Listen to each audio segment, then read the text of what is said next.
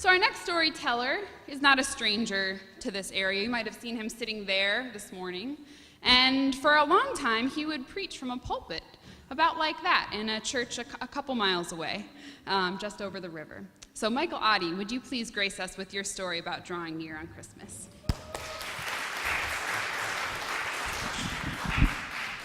Thank you very much, and thank you for inviting me. I think I'll sit down. I want to see these kids and look them in the eye and tell them about the one thing I think every kid really wonders on Christmas is, am I going to get the present that I want, that I really want?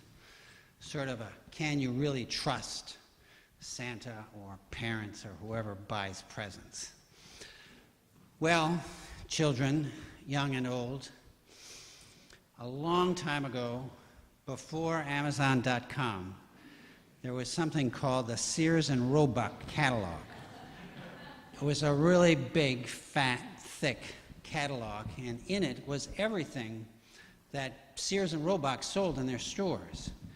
Us children were told to go through the catalog and pick out one present that we would like to receive for Christmas, just one. And if we were good, and if we ate all of our crusts, we just might get that one present. If we didn't eat all of our crusts, they would be collected over the course of the year, put in a box, that would be wrapped with Christmas paper, and that would be our present for Christmas. Now, I never really believed that my parents were so terrible as to do something like that, but I really couldn't take the chance. So ever since then, I've eaten all of my crusts, and so, my dear children, should you. Now, this one particular year, I couldn't decide what I really wanted. There was a war game that I liked, and there was a barn set. The war game had lots of soldiers, it had jeeps and tanks, and it had cannon. It even had some generals with hats and decorations, and I thought, what a great thing that would be to play with my friend. But the barn set was also pretty cool. The barn set had a big red barn with a green roof that you could take off. There were lots of animals to play with, to put in the pens, to build a fence you could put the pigs in, horses and sheep, some chickens to put in the barnyard, and to supervise everything, you had Farmer Pete on a tractor pulling a wagon. So I went back and forth. Barn set, war game. Barn set, war game. One day I would tell my mother, I want the barn set. The next day I would tell her, nope, I want the war game. War or peace. I couldn't decide. Now, at the time, I couldn't have said so, but this was really an inner struggle about what kind of person was I going to be. Was I going to be a warrior and that identify with war and a fighter, and you knew not to mess with me because if you did, I would certainly pay back immediately? Or was I going to be a man of peace who planted things, who fed people, who always was doing what Jesus sang, forgiving those who maybe had wronged them? Well, I didn't realize it then either, but several years later, what kind of person I was would be quite severely tested for a young boy. This is how it happened. One summer with my best friend, Henry Lautenbach, we made a go-kart. We got some, scrap lumber and some old wagon carts, and I won't go into it too much, but it was a lot of fun. We went down the hill. We didn't have any brakes, so we had to go in the ditch when we wanted to stop. My Aunt Jen, my dad's oldest sister, came to visit us, and she saw this go-kart, and she said to my mother, wouldn't it be great if Michael could come home with me to Oostburg, Wisconsin, and play with my son Billy and teach him how to build a go-kart like this? Well, my mother, who was always trying to get her children to act out her Christian values, thought this was a good idea, and I didn't really have much choice except in spite of my misgivings.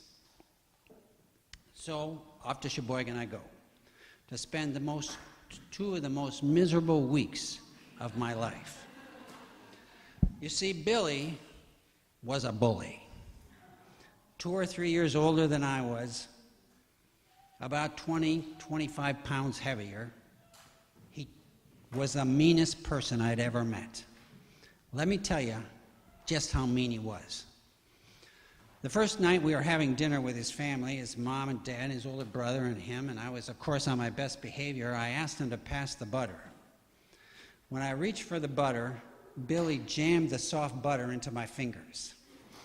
Everybody thought it was funny, except for me, of course. Then we were told we could go in the living room and watch TV. So I went and sat down. I was looking forward to this because we didn't even have a TV at home. And Billy came in and said, "That's my chair, get out." So I got out, went and sat somewhere else. Next night, the same thing happened. I went and sat in another chair, but he came in and said, "That's my chair, get out." So I got out. But the meanest thing he ever did to me, and I'm sure you'll appreciate this, is that his dad was the janitor for his church in addition to his regular job. And on Saturday of that first week, he took Billy and I to come and help him clean the church. We were assigned to the boys' and the girls' bathroom in the Sunday school wing. And you know what Billy made me do? You guessed it. Clean the girls' bathroom. That's how mean he was. That night, I cried myself to sleep. The next morning, we were at breakfast. I was eating my cereal, and Billy told his mother, "Mike is homesick." I stopped. Was he going to tell? Did he hear me cry last night, and was he going to tell his mother? She said, "I don't think so, Billy. Why do you say that? He's been eating pretty well all week." I was starting to eat. "I don't think he's homesick." "No," Billy said. "He was crying last night in his bed." "Oh," she said. And I think she believed him because after church that Sunday, she had me call my mother. Now, that helped a little. But still, for this final betrayal, I wanted revenge. And the rest of that time I spent there, I spent thinking about how I could get back at Billy.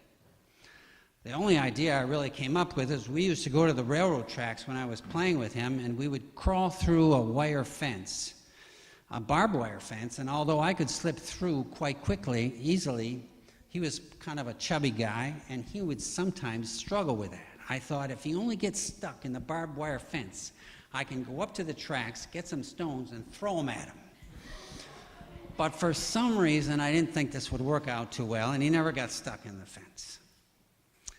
So, here's the thing, though. Revenge has a long shelf life. Flash forward 25, 30 years. I'm all grown up.